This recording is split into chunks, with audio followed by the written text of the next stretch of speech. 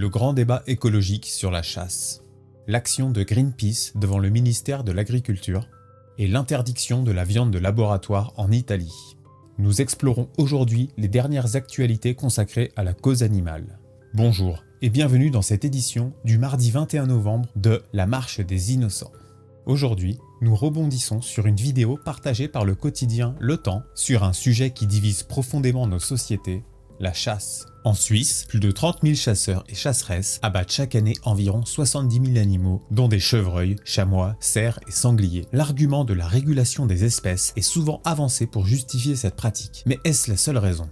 Alors je pense que tous les chasseurs, on aime les animaux. Je pense qu'il n'y a pas un chasseur qui va à la chasse pour leur faire du mal. Hein. La chasse, c'est une activité générale pour les gens qui aiment la nature, qui aiment la comprendre, qui aiment vivre avec. En s'aventurant dans les forêts vaudoises et valaisannes, nous découvrons une réalité complexe. D'un côté, des règlements stricts encadrent la chasse, tels que des quotas spécifiques et des interdictions de chasser certaines espèces vulnérables. De l'autre, des voix s'élèvent pour remettre en question la légitimité de la chasse dans un contexte moderne où la nécessité de chasser pour se nourrir n'est plus une réalité. L'écologie, c'est pas écraser, dominer, considérer que dès qu'il y a une population d'animaux qui a l'air trop nombreuse, on élimine. Et c'est ça qu'on attend à BirdLife, c'est qu'il y ait des mesures parce que voilà, chasser un oiseau qui est déjà fragilisé, ça nous paraît vraiment absurde. Les défenseurs de la chasse soulignent son rôle dans la régulation des populations animales pour prévenir les dégâts sur les jeunes pousses forestières. Cependant, les écologistes et certains scientifiques argumentent que la chasse peut parfois causer plus de dommages qu'elle n'en prévient, notamment en perturbant les équilibres naturels.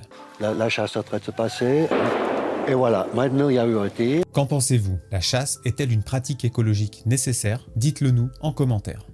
Hier, dans un geste provocateur et symbolique, Greenpeace a déversé 2 tonnes de lisier devant le ministère de l'Agriculture à Paris. L'ONG pointe du doigt la surproduction de lisier issue de l'entassement excessif d'animaux dans ces fermes, entraînant une pollution significative des sols, de l'eau et de l'air. Environ 60% des animaux d'élevage en France sont concentrés dans seulement 3% des fermes. Greenpeace appelle à un moratoire sur la surproduction de viande et à la réduction des fermes-usines.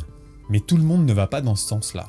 L'Italie vient de frapper un grand coup dans le monde de l'agroalimentaire en interdisant la production et la commercialisation de viande de laboratoire. La viande de laboratoire, obtenue par culture de cellules animales, est vue par certains comme une alternative prometteuse à l'élevage intensif, réduisant la souffrance animale et l'impact environnemental. Cependant, l'Italie souligne des préoccupations de santé et de préservation des méthodes agricoles ancestrales. Qu'en pensez-vous ? Seriez-vous prêt à consommer de la viande de laboratoire ? Votre avis m'intéresse, laissez-le moi en commentaire.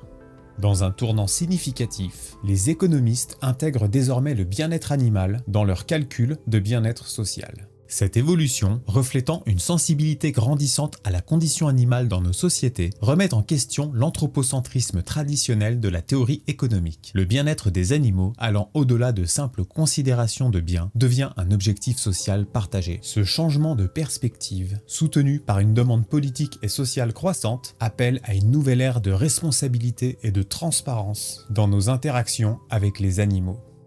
Une récente étude souligne les bienfaits significatifs du passage d'une alimentation basée sur des produits d'origine animale à une alimentation végétale. Les chercheurs ont mis en évidence une réduction notable du risque de maladies cardiaques, de diabète de type 2 et même de mortalité globale. Cette découverte met en avant l'impact profond de nos choix alimentaires sur notre santé, en plus des avantages écologiques connus d'une alimentation végétale. Ce changement alimentaire suggère non seulement une amélioration de la santé individuelle, mais aussi un pas vers une meilleure santé planétaire.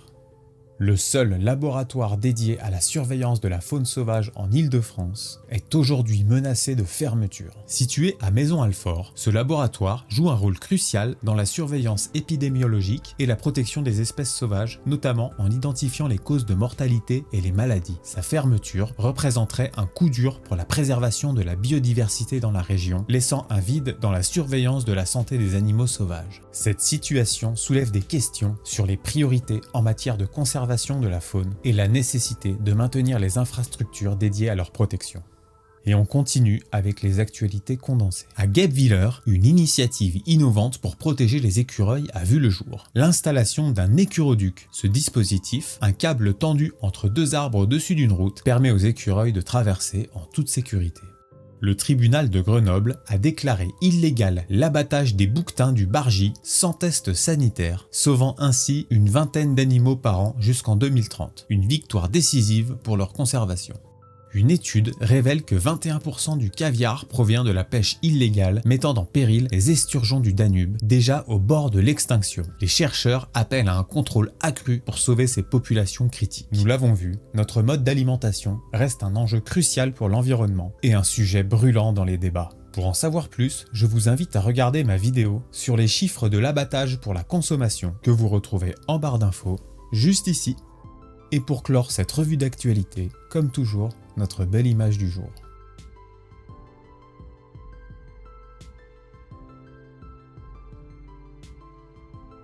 Merci d'avoir suivi cette revue d'actualité. Retrouvez tous les liens en description et rendez-vous demain à 13 h pour le prochain épisode de La Marche des Innocents. Si cette vidéo vous a plu et que vous souhaitez soutenir mon travail, pensez à la partager, à commenter et si ce n'est pas déjà fait, à vous abonner.